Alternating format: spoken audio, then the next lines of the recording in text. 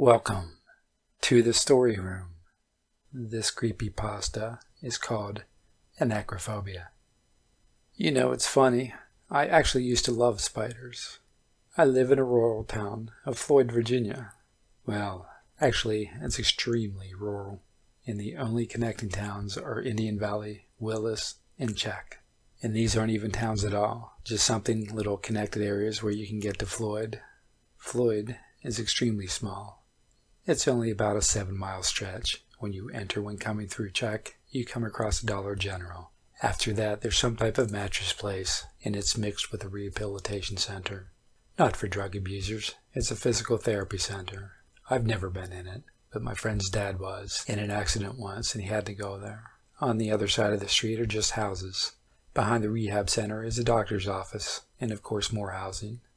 My friends and I refer to this area as the Floyd Ghetto. Well, actually the houses aren't in bad condition whatsoever. We just named it that one day for no particular reason. As you continue down Main Street, there's an Express Mart. You know, those stores that don't have a chain in other locations, so nobody really has ever heard of them. Yeah, well, that's the Express Mart. Besides that is the Floyd Pharmacy, which also has a connecting gas station.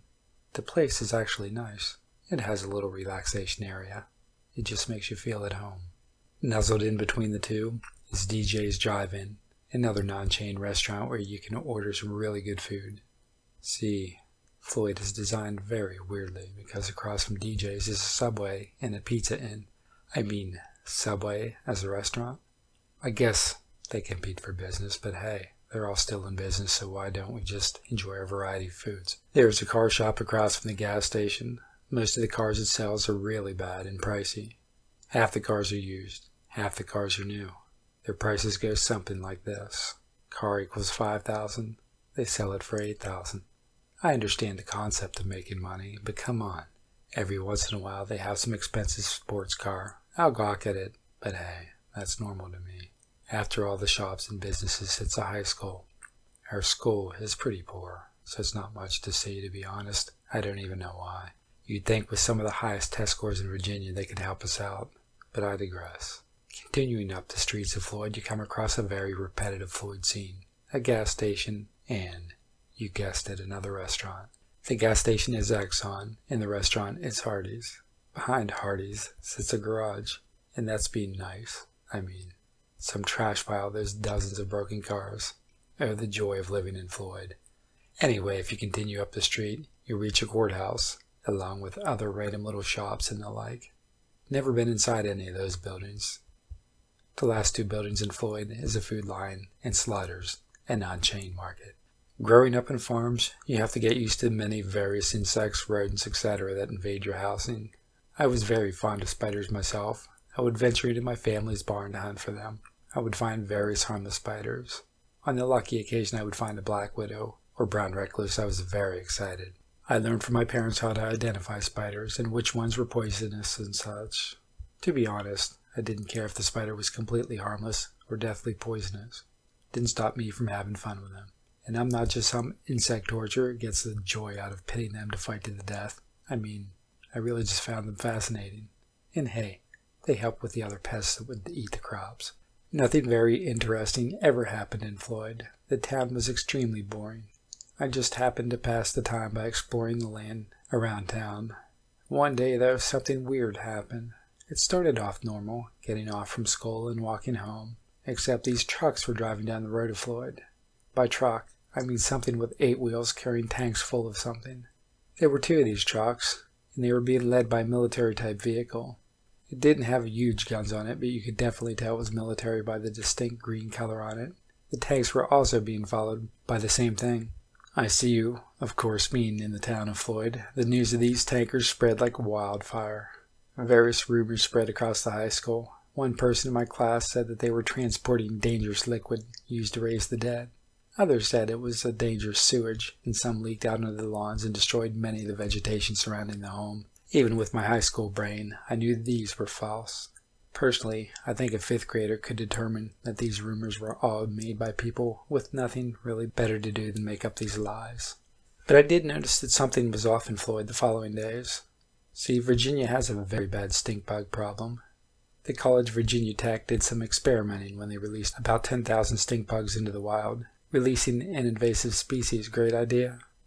Now Virginia is full of them, and they are some of the most annoying bugs for farmers. During when they were most common, there were none. I wasn't worried. In fact, overjoyed is a better word.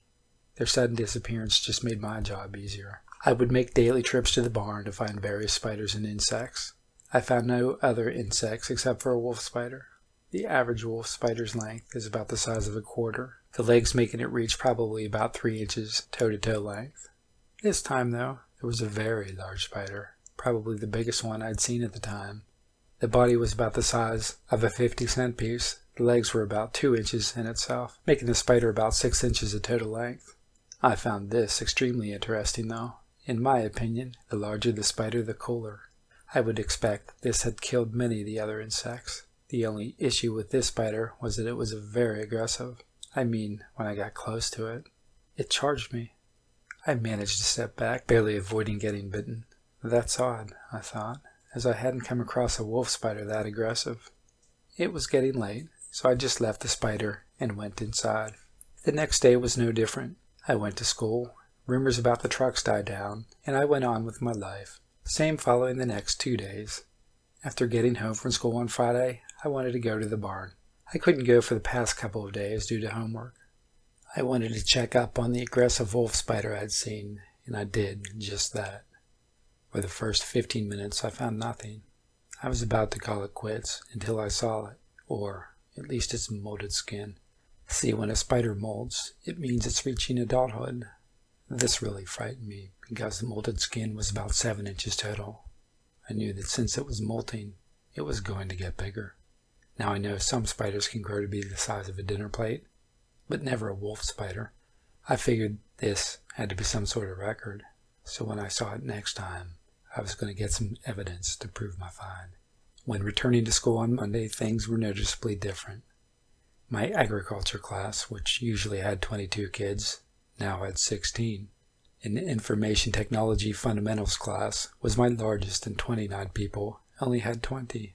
In a lunch, where every table was often filled with people, nearly a quarter of the tables were empty. Although in Spanish, the only class with its regular amount of people, I could not take my mind off the spider. Just the pure thought of a mostly 8.5-inch spider running around would not be pleasant to most. When going to algebra class, I knew something was wrong. An announcement came into the intercom. The announcement was as follows. We are releasing the students early today. Please ride the bus home to your designated guardian. If you don't know your bus number, please report to the office. All afternoon activities are canceled. We will call the households to inform people when school is back on. Please everyone stay safe. Most people were excited. They were just happy we were leaving school early. I was the opposite. Never had they just released the kids, and not even told us why. Something was wrong, and I knew it. The bus ride home was quiet. I spent time listening to my iPod and staring out the window. As I watched the landscape move by, my eye caught sight of something. A giant web just placed in the middle of a field. The web was the size of a car. It was almost invisible as it seriously just covered the ground. There was a house sitting next to it.